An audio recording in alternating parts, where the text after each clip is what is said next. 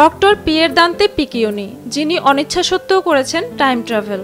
Time travel মানে হলো সময়ের এক মুহূর্ত থেকে আরেক মুহূর্তে চলে যাওয়া বা বর্তমান থেকে ভবিষ্যৎ অথবা অতীতে ভ্রমণ করা।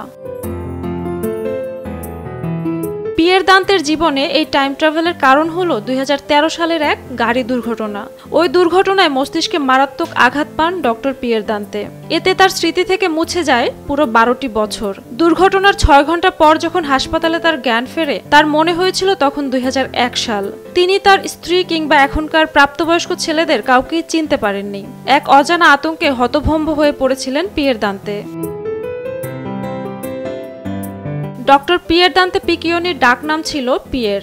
জ্ঞান ফেরার পর ভেবেছিলেন স্ত্রীকে দেখবেন যৌবনা, সন্তানদের দেখবেন ছোট ছোট, কিন্তু স্ত্রী যখন ঢুকলেন তিনি অবাক হয়ে গেলেন। তার মুখে অনেক বলিরেখা ছিল, বয়স ছিল অনেক বেশি। পিয়েরকে এটাও মেনে নিতে হয় যে তার সন্তানরা বড় হয়ে গিয়েছে, এখন তারা প্রাপ্তবয়স্ক। তারপর তার স্ত্রী জানালেন একটি হৃদয় বিদারক খবর। যাকে পিয়ের তখনও জীবিত ভেবেছিলেন, তার মা 3 বছর আগেই পৃথিবী ছেড়ে চলে গেছেন।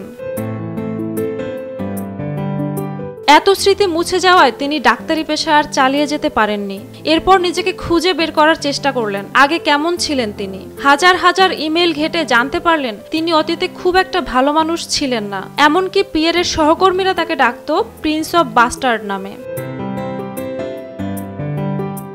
ডক্টর পিয়ের দান্তের এসব অভিজ্ঞতা এতটাই অদ্ভুত ছিল যে সেই বর্ণনা থেকে অনুপ্রেরণা নিয়ে ইতালিতে একটি টিভি সিরিজ নির্মিত হয়েছে, যেখানে একজন তরুণ ডাক্তারকে গুলি করা হয় এবং পিয়েরের মতোই তার স্মৃতি থেকে মুছে যায় 12 বছর। মজার বিষয় হচ্ছে এটি একটি বৈজ্ঞানিক কল্পকাহিনী। ঝুমা মৃধা, বৈশাখী সংবাদ।